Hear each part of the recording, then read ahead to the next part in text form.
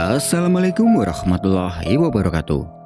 Jumpa lagi di Good Night YouTube channel. Apa kabar nih teman-teman? Semoga kalian yang menonton video ini selalu diberi kesehatan dan dilancarkan rezekinya. Pada kesempatan kali ini aku akan menceritakan pengalaman mistis dari sekelompok pendaki Gunung Lawu. Kisah ini dialami Jaka dan teman-temannya. Sebut aja teman-temannya Jaka itu adalah Hadi, Agus, dan Anas. Waktu pendakian ke Gunung Lawu, tanpa disengaja kehadiran mereka ini menyinggung salah satu penunggu Gunung Lawu. Hingga mereka ini seringkali mendapat gangguan, bahkan salah satunya ini akan mati. Untuk cerita lebih lengkapnya silakan simak video ini sampai selesai. Good night.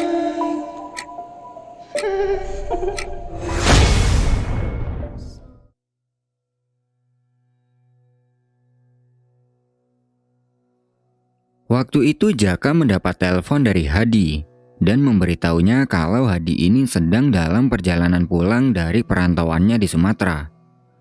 Dia minta tolong pada Jaka untuk menjemputnya di terminal Bojonegoro, Jawa Timur nanti setelah Isya.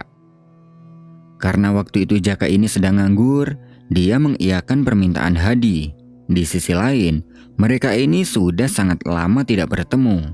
Setelah 2 tahun yang lalu Hadi pergi merantau. Malam itu Jaka menghubungi Agus dan Anas untuk diajaknya ke terminal, sekaligus memberitahukan kalau Hadi akan pulang dari perantauan. Jaka menjemput Agus dan Anas ke rumahnya dengan mengendarai mobil dan lanjut ke terminal. Sesampai di sana, mereka bertemu dengan Hadi dan terlihat penampilan Hadi yang sekarang ini sedikit beda.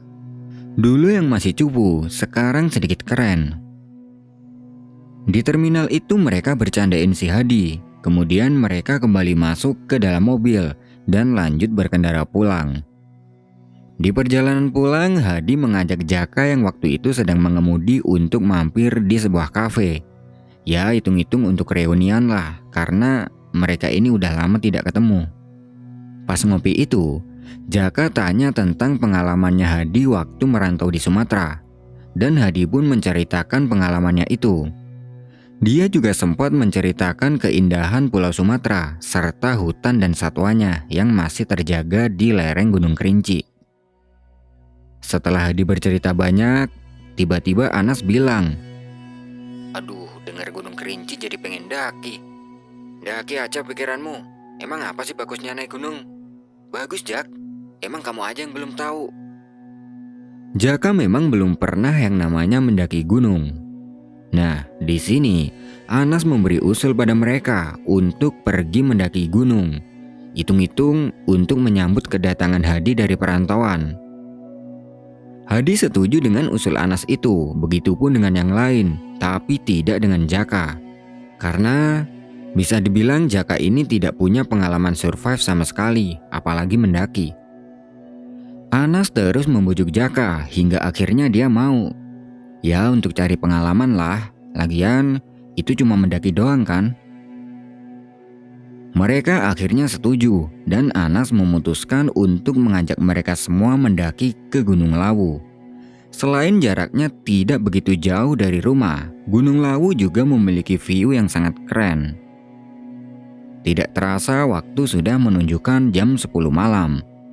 Setelah semuanya sudah fix, mereka kembali pulang. Dan singkat cerita, tibalah waktunya mereka berangkat ke Gunung Lawu. Pagi itu mereka berkumpul di rumahnya Jaka dan berangkat dengan menggunakan mobil milik orang tua Jaka. Kurang lebih 3 jam perjalanan, sampailah mereka di base camp Gunung Lawu via Candi Ceto. Alasan Anas mengajak mereka melalui jalur ini karena menurutnya jalurnya ini masih asri dan cocok kalau untuk menikmati sejuknya udara pegunungan. Setelah selesai mengurus izin, pendakian segera dimulai sekitar pukul 10 siang. Perjalanan dimulai dengan posisi Anas di depan, disusul Agus, Hadi, dan Jaka di paling belakang. Di awal-awal perjalanan, mereka berjalan melewati jalur setapak, dan tidak lama kemudian sampailah mereka di area candi. Sampai di sini Jaka merasa takjub, karena jujur saja ini baru pertama kalinya dia melihat pemandangan bersejarah seperti ini. Setelah berjalan meninggalkan candi tersebut, tiba-tiba Anas yang berjalan di paling depan menyuruh yang lain untuk berhenti. Karena dia melihat ada ular yang lewat menyeberangi jalur. Dan benar, di depan ada seekor ular weling yang ukurannya tidak terlalu gede, seukuran jari jempol orang dewasa. Pelan-pelan ular itu berjalan menyeberangi jalur. Setelah sudah menyeberang, Agus bilang, katanya kalau kita lagi bepergian terus bertemu ular weling itu, tandanya kita nggak boleh lanjut perjalanan loh. Alah, nggak apa-apa. Wajar ular hidup di hutan. Kalau ketemunya di jalan itu beda cerita. Mendengar ucapan Agus, Jaka sedikit merasa khawatir. Tapi dia mencoba untuk tenang dan percaya sama Anas yang sudah berpengalaman mendaki gunung. Mereka pun melanjutkan perjalanan dan sampai di pos 1 sekitar jam 12 siang. Di situ mereka istirahat dan mengeluarkan alat masaknya untuk membuat makanan dan kopi. Ketika sedang asik-asiknya ngopi, terlihat Hadi seperti orang bingung. Dia celingukan seperti sedang mencari sesuatu. Melihat itu Jaka bertanya apa yang sedang dicari Hadi. Tapi Hadi bilang kalau nggak ada apa-apa dan dia lanjut ngopi sambil ngobrol dengan teman-temannya. Di sini Jaka merasa ada yang aneh dengan Hadi. Sepertinya dia menyembunyikan sesuatu. Jaka mencoba bertanya lagi pada Hadi, tapi jawabannya masih sama. Akhirnya ya sudahlah, Jaka mengabaikannya dan lanjut ngopi. Setelah cukup istirahat, mereka pun melanjutkan perjalanan. Perjalanan menuju ke pos 2 mereka saling ngobrol dan seringkali bertukar posisi. Setelah cukup lama berjalan, sampailah mereka di pos 2 kurang lebih pukul 2:30 sore. Di sini mereka berhenti lagi untuk minum. Setelah itu lanjut berjalan lagi. Setelah meninggalkan pos 2, Jaka yang waktu itu berada di paling belakang merasa ada yang aneh dengan perjalanannya ini. Terasa seperti ada orang yang sedang mengikutinya dari belakang. Tapi pas dilihat ke belakang, tidak ada siapapun. Semakin jauh berjalan, dia mulai merasa tidak nyaman. Entah karena apa. Seringkali bulu kuduknya tiba-tiba berdiri. Nah, sampai di sini dia mulai takut dan lebih sering celingukan. Hadi yang mengetahui apa yang dirasakan Jaka waktu itu, dia meminta Jaka agar berjalan di tengah, sedangkan Hadi berjalan di paling belakang. Mereka pun bertukar posisi, dan setelah berada di posisi tengah, Jaka merasa cukup tenang dari sebelumnya. Pos demi pos mereka lewati, hingga hari mulai gelap dan tanpa ada halangan apapun. Tapi ketika mereka berjalan dari pos 4 menuju ke pos 5, tiba-tiba Jaka merasakan berat di bagian kakinya. Rasanya seperti ada yang sedang menahan setiap langkahnya. Merasakan itu Jaka minta pada teman-temannya untuk berhenti di pinggir jalur. Dia bilang tentang apa yang dirasakan itu pada temannya. Ketika sedang berhenti itu, tiba-tiba Hadi bilang ke Jaka agar membuka sepatunya, dan dia pun menurutinya. Setelah dibuka, Hadi menyiram kedua telapak kakinya Jaka dengan air dan meminta Jaka agar membiarkan air itu kering. Sambil menunggu kakinya Jaka kering, mereka nyantai dulu sambil ngerokok-ngerokok. Dan ketika nyantai itu, si Anas tanya ke Hadi, "Emang kenapa kok pakai disiram gitu, Hat?" "Gak tahu juga sih, cuman aku sering gitu kalau kaki terasa berat." "Walah gitu, baru tahu aku." Tidak lama kemudian, kakinya Jaka sudah kering dan mereka melanjutkan perjalanan menuju ke pos 5 dengan tujuan untuk bermalam di sana. Setelah disiram pakai air itu, kakinya Jaka terasa lebih baik dari sebelumnya dan tidak terasa berat lagi. Kurang lebih pukul 9 malam, sampailah mereka di pos 5. Malam itu terlihat tidak begitu banyak pendaki yang ngecamp. Kemudian, mereka segera mencari tempat untuk mendirikan tenda. Setelah satu tenda berkapasitas 5 orang didirikan, mereka lanjut masak-masak untuk makan malam dan tidak lupa membuat kopi. Ketika sedang nyantai sambil minum kopi itu, tiba-tiba Hadi bilang kalau dia merasa ada yang janggal dengan pendakiannya ini. Mendengar itu Jaka langsung nyaut. Sebenarnya dia juga merasakan hal yang sama. Dia menceritakan tentang apa yang dialaminya selama pendakian tadi. Tapi Anas menjelaskan kalau yang dirasakan mereka berdua ini wajar, karena mungkin baru kali ini mereka memasuki kawasan hutan. Kemudian Anas mengajak mereka untuk cepat istirahat agar besok nggak kesiangan. Sebenarnya Jaka masih merasa ada yang janggal, tapi dia tidak memberitahu pada yang lain. Di sini, Jaka membaca doa dan berharap semoga tidak ada hal buruk yang terjadi. Ketika sedang tidur, Jaka bermimpi aneh. Dia ini sedang berada di sebuah tempat yang asing baginya. Sekelilingnya cuma ada pepohonan, seperti di tengah hutan. Dia pun berjalan menyusuri tempat itu. Tapi, setelah cukup jauh berjalan, keadaannya masih sama. Sekelilingnya masih dipenuhi pohon. Di situ, dia merasa bingung. Ini tempat apa? Dan dia harus kemana? Dalam keadaan bingung itu, tiba-tiba terdengar ada suara yang berkata cukup lantang dari arah belakang. Koe kate mlayu nanti.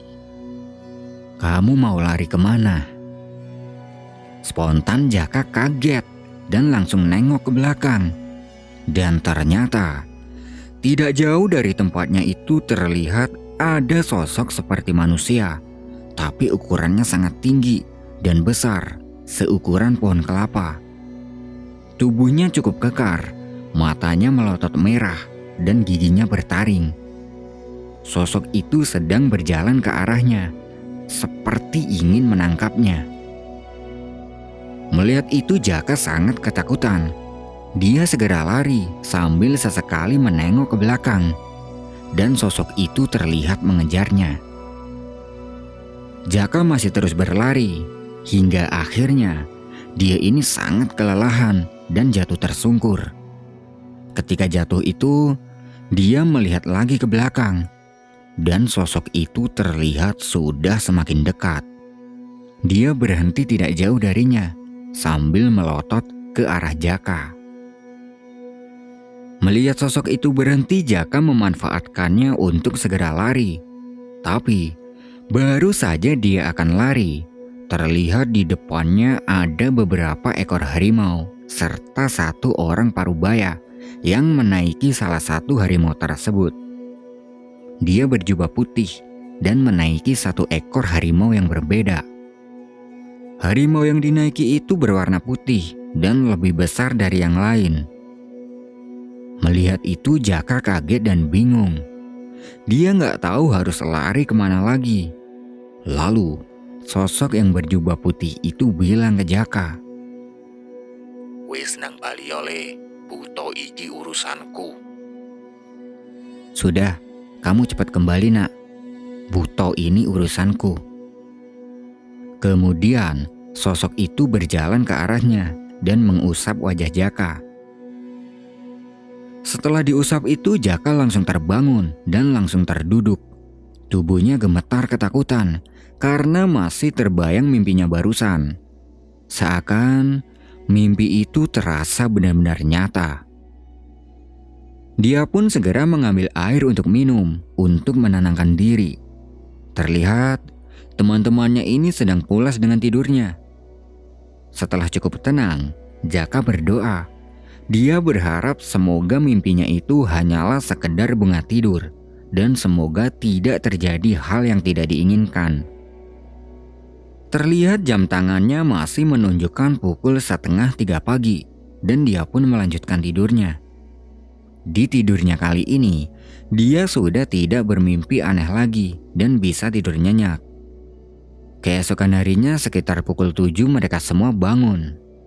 Seperti biasa, di pagi hari mereka segera membuat masakan untuk sarapan dan juga membuat kopi untuk bekal ke puncak. Sambil minum kopi, Jaka masih kepikiran dengan mimpinya semalam. Dia merasa tidak ada keinginan untuk melanjutkan perjalanan. Tapi karena tidak enak dengan teman-temannya, dia memilih untuk tetap melanjutkan perjalanan dan tidak menceritakan mimpinya semalam itu pada teman-temannya. Perjalanan summit dimulai sekitar pukul 9 pagi dan meninggalkan tendanya di pos 5. Perjalanan menuju ke puncak berjalan dengan lancar tanpa ada gangguan apapun hingga sampailah mereka di puncak Argodumila sekitar pukul 12 siang. Jaka, Hadi, dan Agus merasa sangat senang karena ini baru pertama kalinya mereka melihat keindahan puncak gunung. Mereka juga mengambil beberapa gambar. Setelah itu lanjut santai-santai sambil minum kopi. Ketika sedang santai itu, entah kenapa, Jaka ini kembali merasakan hal seperti kemarin, hingga bulu kuduknya tiba-tiba berdiri. Dia mengajak teman-temannya untuk turun, dengan alasan kalau besok mobilnya ini akan dipakai orang tuanya. Teman-temannya pun menuruti ajakan Jaka. Sekitar pukul 1 siang, mereka kembali berjalan turun. Di sepanjang perjalanan turun hingga kembali ke tenda, perasaan Jaka masih sama. Dan ketika sudah sampai di camp, mereka lekas mengemasi barang-barangnya. Nah, pas mereka ini lagi packing-packing, sayup-sayup, Jaka mendengar suara. Kowe arep nanti, kowe ora bakal iso mulih. Kamu mau kemana? Kamu gak bakal bisa pulang. Mendengar suara itu, Jaka kaget. Karena suara itu terdengar seperti suara yang ada di dalam mimpinya semalam. Dia celingukan mencari sumber suara itu. Dan pas lagi celingukan itu, tiba-tiba Hadi tanya, Jak, kenapa? Kok kayak panik gitu? Enggak apa-apa kok. Ayo cepet turun aja biar gak kemalaman. jawab Jaka sambil menutupi apa yang dia dengar. Setelah selesai mengamasi barang-barang, mereka semua bergegas berjalan turun. Di sepanjang perjalanan turun, Jaka yang berjalan paling belakang merasa semakin panik. Rasa takutnya semakin kuat. Seringkali dia nengok ke sekeliling, dan itu membuat dia kurang fokus pada jalannya. Sehingga di pertengahan jalan dari pos 4 menuju ke pos 3, Jaka ini sempat terjatuh dan membuat kakinya terkilir. Teman-temannya pun segera memberinya pertolongan.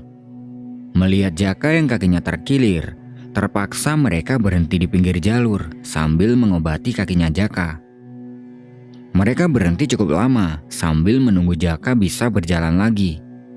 Setelah dirasa cukup membaik, mereka kembali melanjutkan perjalanan turun. Perjalanan turun itu terasa sangat lambat karena mengimbangi langkah kakinya Jaka. Hingga sampai di pos 2 sekitar jam 7 malam. Di pos 2 ini, kakinya Jaka kembali terasa sakit dan lebih sakit dari awal dia jatuh tadi. Lalu, dia bilang ke teman-temannya dan mengajak mereka untuk berhenti dulu di pos 2. Melihat keadaan Jaka yang seperti itu, Anas menawarinya, kalau mau camp di sini juga nggak apa-apa dan lanjut jalan besok. Sebelum menjawab, Jaka mengamati keadaan sekitar dan terlihat di pos 2 ini sangat sepi. Tidak ada satu pendaki lain pun yang lewat ataupun yang ngecamp. Dia merasa takut kalau harus camp di sini, terlebih setelah dia mendengar suara aneh di pos 3 tadi. Perasaannya sudah benar-benar kacau dan takutnya akan terjadi hal buruk yang menimpa mereka. Di sini, Jaka hanya meminta untuk istirahat saja dan lanjut berjalan turun kalau kakinya ini dirasa udah gak sakit. Sambil istirahat itu Anas mengeluarkan kompor dan nestingnya dan akan membuat kopi. Nah, ketika sedang istirahat itu, tiba-tiba Jaka mendengar ada banyak suara langkah kaki orang yang sedang berlari mengitari tempat ini, tapi tidak ada wujudnya. Ketika sedang sibuk mendengarkan suara itu, tiba-tiba Hadi bilang, Aku ngerasa ada yang gak beres di sini. Ayo cepet turun. ucapnya dengan panik. Jaka menganggap kalau mungkin Hadi juga mendengar suara itu. Mendengar ucapan dari Hadi, terlihat Anas dan Agus ini bingung karena dia ini tidak mendengar apa yang didengar Jaka. Ayo, jangan bengong aja. Ntar aku jelasin di bawah. Lanjut Hadi sambil dia berdiri. Ketika mereka semua sudah berdiri, tiba-tiba Hadi yang ada di sampingnya Jaka ini teriak, Jak, awas. Seketika itu Jaka merasa seperti ada sesuatu yang menabraknya dengan keras dari arah depan dan langsung membuatnya hilang kesadaran. Sadar-sadar, dia ini merasa badannya seperti ditarik dengan posisi kedua tangannya ini terikat ke atas. Setelah sadar itu dia langsung nengok ke atas untuk melihat siapa yang sedang menarik badannya itu. Setelah ditengok, dia benar-benar kaget karena dia melihat kedua tangannya ini dalam keadaan terikat dengan rantai dan terdapat dua sosok seperti prajurit kerajaan yang sedang menyeretnya. Jaka berniat untuk melepaskan tali itu sambil teriak minta tolong. Tapi tidak ada seorang pun yang mendengar, bahkan menolongnya. Terlihat di sekelilingnya ini adalah rerumputan yang cukup luas. Dua sosok itu terus menyeretnya dengan paksa, hingga akhirnya Jaka ini dilempar ke depan oleh dua sosok tersebut. Setelah dilempar, Jaka berniat untuk segera lari tanpa mempedulikan sekitar. Nah, baru saja dia ini akan melangkah lari, dia kembali terjatuh dan baru sadar kalau kedua kakinya ini juga dalam keadaan terikat rantai. Dalam kondisi yang seperti itu, Jaka tidak tahu harus berbuat apa lagi. Dia kembali berteriak minta tolong, tapi hasilnya masih sama. Di tengah keadaannya itu, tiba-tiba dia melihat ada seseorang yang datang ke arahnya sambil menunggangi kuda. Dia mengenakan pakaian kerajaan, membawa pedang dan berhiaskan emas di lengan dan kepalanya. Orang itu dikawal banyak prajurit di belakangnya sambil membawa senjata berupa tombak. Melihat itu Jaka semakin merasa takut. Ini aku sedang di mana? Dan mau diapain? Ketika orang yang berpakaian kerajaan itu sudah dekat dengan Jaka, dia berkata, Kowe turunane Adipati Cepu. Wani-wanine kowe moro ning Gunung Lawu. "Kamu keturunan Adipati Cepu. Berani-beraninya kamu datang ke Gunung Lawu," ucap sosok itu dengan nada marah. Mendengar itu Jaka bingung dan tidak paham dengan apa maksud orang itu. Dalam keadaan gemetar, Jaka menjelaskan kalau dia ini bukan orang Cepu dan dia tidak tahu siapa itu Adipati Cepu. Aku mampu getih piturune. "Aku mencium darah keturunannya," ucap pria itu sambil hendak mengayunkan pedang ke arah Jaka. Melihat itu Jaka bersiap-siap untuk menghindar. Tapi ketika dia mau menghindar, tiba-tiba orang itu menghentikan pedangnya dan menurunkannya kembali. Orang itu terpaku melihat ke arah belakangnya Jaka. Lalu dia menganggukkan kepala dan memberi hormat. Di sini Jaka bingung. Kenapa orang yang seperti raja ini memberi hormat pada prajurit?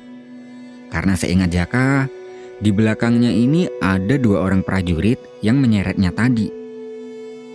Dia segera melihat ke arah belakang, dan ternyata di belakangnya ini sudah bukan lagi prajurit yang tadi menariknya, melainkan dua sosok pria bertubuh kekar. berpakaian warna kuning keemasan, serta lengan dan kepalanya dihiasi emas. Terlihat salah satu dari orang itu adalah orang yang pernah ditemui Jaka di dalam mimpi, yaitu sosok pria berjubah putih dan menunggangi harimau. Sosok itu tersenyum pada Jaka, seperti memberi isyarat agar Jaka tenang, dan dia mendekat ke arahnya. Setelah dekat, orang itu duduk di sebelahnya Jaka dan berucap, Wis, lereno nang kene, ben mbah kae sing ngatur. "Sudah, kamu diam di sini saja, biar kakekmu itu yang mengatur," ucap sosok itu sambil menuding ke arah sosok raja yang bersamanya.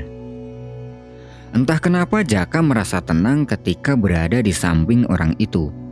Sepertinya dia benar-benar yakin kalau itu sosok yang baik. Lalu terdengar orang yang berpakaian kuning keemasan itu berdialog dengan orang yang hampir memenggalnya tadi. Lare niku laras turunane Adipati Cepu, nanging lare nggih keturunan kula. Mongko kula nyuwun Prabu ngapura cicit kula niki. Anak itu benar keturunan Adipati Cepu, tapi anak itu juga keturunan saya. Maka saya minta Prabu mengampuni keturunan saya ini. Kula kang setuhune nyuwun ngapunten.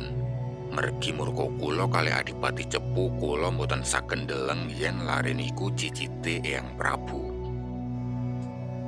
Saya yang seharusnya minta maaf. Karena amarah saya pada Adipati Cepu, saya tidak bisa melihat kalau anak itu juga keturunan Eyang Prabu. Kemudian, orang yang hampir memenggal Jaka itu berpesan pada Jaka agar dia tidak pernah lagi kembali ke Gunung Lawu. Karena meski sosok itu sudah tidak marah, mungkin akan ada sosok lain yang akan membuatnya celaka di gunung ini.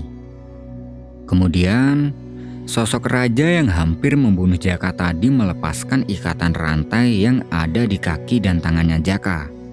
Lalu, dia pamit pergi pada dua orang yang menolong Jaka itu. Sekarang, tinggal mereka bertiga. Sosok orang yang berjubah putih itu memberitahu Jaka satu hal, bahwasanya ibunya Jaka itu memang keturunan Adipati Cepu, sedangkan ayahnya adalah keturunan dari seorang raja yang cukup tua. Untuk nama Prabu dan kerajaannya tidak disebutkan oleh narasumber.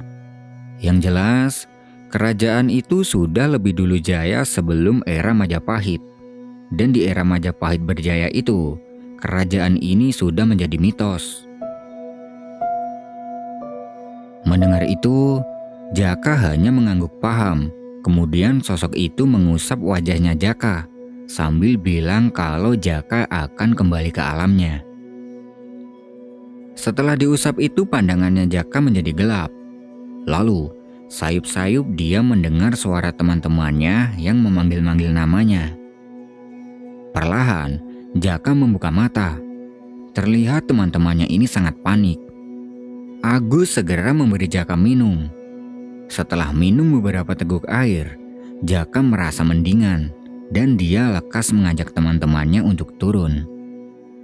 Anehnya, di perjalanan turun dari pos 2 itu kakinya Jaka yang tadinya terasa sakit sekarang sudah tidak lagi. Sesampainya kembali di base camp, dia langsung menuju ke mobil dan bergegas pulang malam itu juga. Di perjalanan pulang, Jaka menceritakan apa yang terjadi padanya itu. Dia juga cerita tentang mimpinya semalam, yang mungkin itu adalah tanda akan kejadian ini. Hadi juga bercerita bahwasanya sejak kemarin dia ini sudah merasakan sesuatu yang janggal. Dia mempunyai firasat kalau salah satu dari mereka ini ada yang sedang diincar. Tapi dia tidak tahu siapa di antara mereka ini yang akan diincar. Dan ketika dia teriak ke Jaka di pos 2 itu, dia ini sempat melihat ada dua sosok yang melesat dengan cepat ke arah Jaka. Mendengar penjelasan mereka berdua, Agus dan Jaka hanya bingung. Mereka tidak habis pikir kalau hal seperti ini bisa terjadi. Singkat cerita, sampailah mereka di rumah masing-masing Dan semenjak itu, Jaka sudah tidak pernah lagi menginjakan kakinya di gunung, terlebih Gunung Lawu. Nah, itu tadi adalah pengalaman horor yang dialami oleh Jaka dan teman-temannya ketika dia ini melakukan pendakian ke Gunung Lawu via jalur Candi Ceto. Ternyata, Jaka ini masih ada keturunan langsung dari Adipati Cepu, sehingga di Gunung Lawu itu dia hampir celaka. Terima kasih buat teman-teman yang sudah nonton video ini sampai selesai. Aku pamit undur diri dulu ya. Good night and see you next time.